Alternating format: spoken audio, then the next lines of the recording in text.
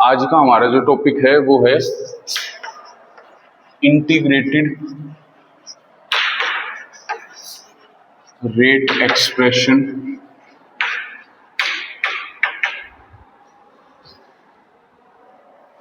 For zero order reaction.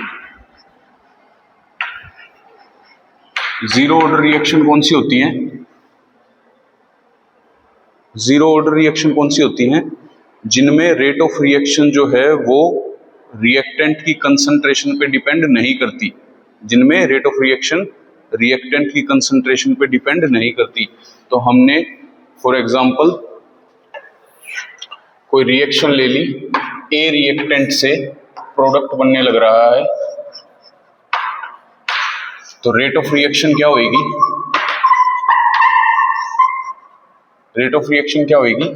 Change in concentration of A with time, change in concentration of A with time, और ये किसके equal होएगा? Rate constant के into reactant A की concentration raise to power zero. Raise to power zero. Zero कहां से आया? क्योंकि वो जीरो ऑर्डर रिएक्शन है, समझ गए? तो ये क्या हो जाएगा? Minus D A upon D T. ये माइनस साइन क्यों है? क्योंकि रिएक्टेंट की कंसंट्रेशन डिक्रीज होती है, रिएक्टेंट की कंसंट्रेशन डिक्रीज होती है, इसलिए ये माइनस साइन है। Minus D A upon D T is equal to K आ गया। इतनी चीज आ गई समझ? फिर ये जो इक्वेशन है ये है डिफरेंशियल रेट इक्वेशन। ये कैसी है? डिफरेंशियल रेट इक्वेशन, डिफरेंशिएशन वाली है जो। अब इससे हम चलेंगे इंटीग्रेटेड रेट एक्सप्रेशन ड्राइव करेंगे इसी से। तो इसमें पहले dt को इस तरफ ले आएंगे, minus D A is equal to K D T. इसके बाद इसका इंटीग्रेशन कर देंगे। पढ़ा हुआ है आप लोगों ने? Very good. इसके बाद इसका इंटीग्रेशन कर देंगे। के कांस्टेंट है तो के बाहर आ जाएगा, समझ गए? डिफरेंशिएशन से इंटीग्रेशन कैंसिल आउट हो जाएगा, यहां बच गया a is equal to K T, और लिमिट की वजह से क्या आ जाएगा? इंटीग्रेशन कांस्टेंट i आ जाएगा, where i is integration constant. सबको समझ में आ रहा है ना? Where i is integration constant. अब जो i है इसकी वैल्यू फाइंड आउट करनी पड़ेगी, और वैल्यू फाइंड आउट करके इसी एक्सप्रेशन में दोबारा से i की वैल्यू रख देंगे। तो i की वैल्यू फाइंड आउट करने के लिए हम क्या करेंगे? At t is equal to zero, यानी कि जब रिएक्शन शुरू नहीं हुई, जब रिएक्शन शुरू नहीं हुई, तो let initial concentration of reactant is A nought. क्या है उसकी इनिशियल कंसंट्रेशन रिएक्टेंट की? A nought. तो T जब जीरो है तो इनिशियल कंसंट्रेशन ए नोट है, इस चीज को इसी इक्वेशन में रख देंगे। तो कंसंट्रेशन क्या हो जाएगी? ए नोट के इंटू जीरो, तो ये बन गया जीरो प्लस आई, यानी कि आई बच गया इस साइड। आई की क्या वैल्यू आ गई? गलत निकाल दी क्या? ठीक है ना? माइनस। ठीक है। अब ये जो i की वैल्यू आई है ये दोबारा से इसी एक्सप्रेशन में लिख देंगे।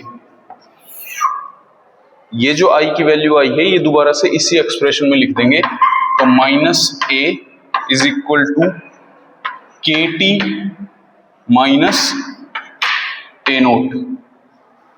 ठीक है, यहां से के टी निकाल लेंगे, इज इक्वल टू आ जाएगा ए नोट माइनस ए। ए कौन सी कंसंट्रेशन है? ए कंसंट्रेशन है जो टी टाइम पे है, जो टाइम टी पे रिएक्टेंट की कंसंट्रेशन बची है वो ए है। और ए नोट क्या है? ए नोट है इनिशियल कंसंट्रेशन, जो स्टार्टिंग में हम रिएक्शन शुरू होने से पहले लेके चलेंगे, वो वाली कंसंट्रेशन कौन सी है? ए नोट।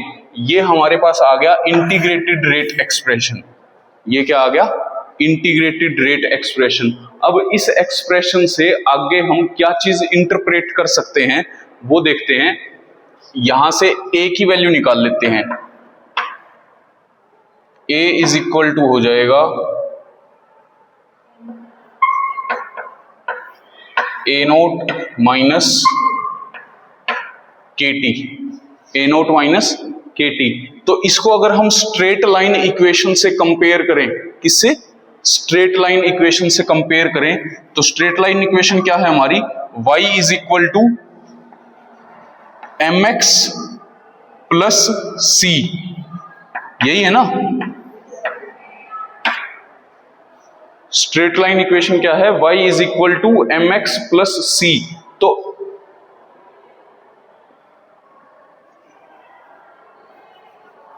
सी, तो जब इसको स्ट्रेट लाइन में ग्राफ ड्रा करेंगे तो ग्राफ हमारा कैसा बन जाएगा? ध्यान से देखना, y पे एक्सिस पे क्या लेना है? कंसंट्रेशन A, x एक्सिस पे क्या लेना है? Time t, time t। तो जो स्लोप होगा वो किसके इक्वल होगा? माइनस के के। सॉरी, स्लोप नेगेटिव होएगा, स्लोप नेगेटिव होएगा तो इस तरफ जाएगा, और वैल्यू उसकी किसके इक्वल होएगी? स्लोप की के इक्वल। तो स्लोप ये नेगेटिव हो गया यूं, और जो इंटरसेप्ट बनेगा वो कितने पे आएगा? ए नोट पे। यानी कि ये जो वैल्यू होएगी जहां पे ये लाइन कटेगी, ये किसके इक्वल होएगी? ए नोट के। ये चीज आगे समझ? नेगेटिव स्लोप बनेगा और इंटरसेप्ट जो कहां होएगा वो कहां पे होएगा? इनिशियल कंसंट्रेशन ए नोट पे। दूसरी बात, अगर यहां से टी हाफ निकालें, अगर यहां से टी हाफ निकालें तो टी हाफ क्या होता है?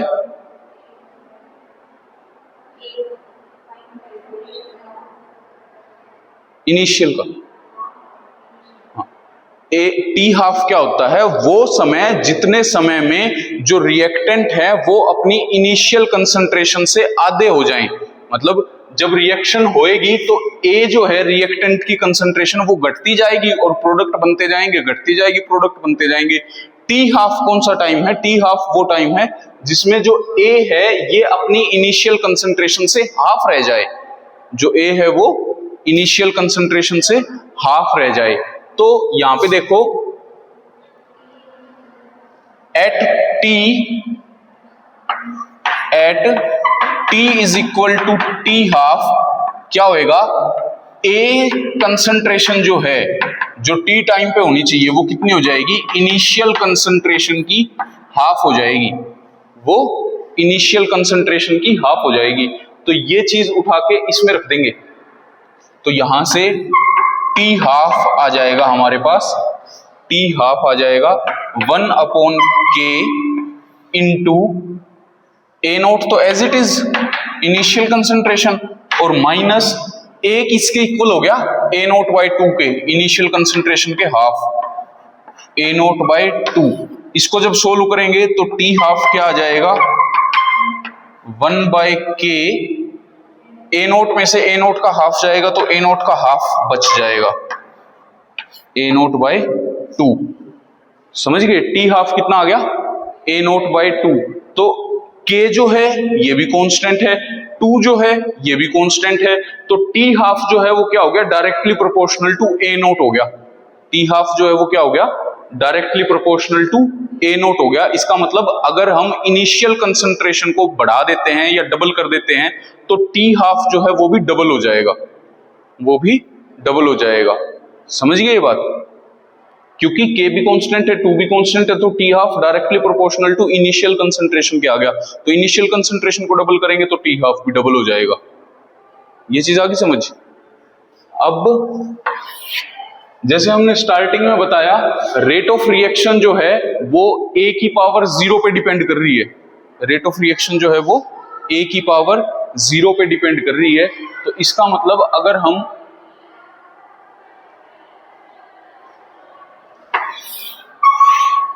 रेट को ड्रा करेंगे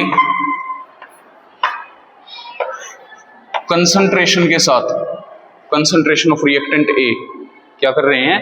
रेट ऑफ रिएक्शन को ड्रा कर रहे हैं कंसंट्रेशन ऑफ रिएक्टेंट ए के साथ। तो क्या रेट जो है वो कंसंट्रेशन पे डिपेंड कर रही है? हाँ जी,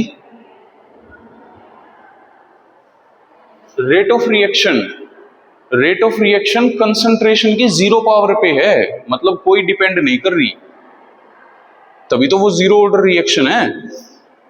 तो जो ये ग्राफ बनेगा रेट का कंसंट्रेशन के साथ, इसमें मान लिया रेट यहां पर है तो वो इतनी ही रहेगी हमेशा, चाहे आप कंसंट्रेशन कितनी भी बढ़ा लो, रेट ऑफ रिएक्शन जो है वो इंडिपेंडेंट टू कंसंट्रेशन रहेगी। समझ गए?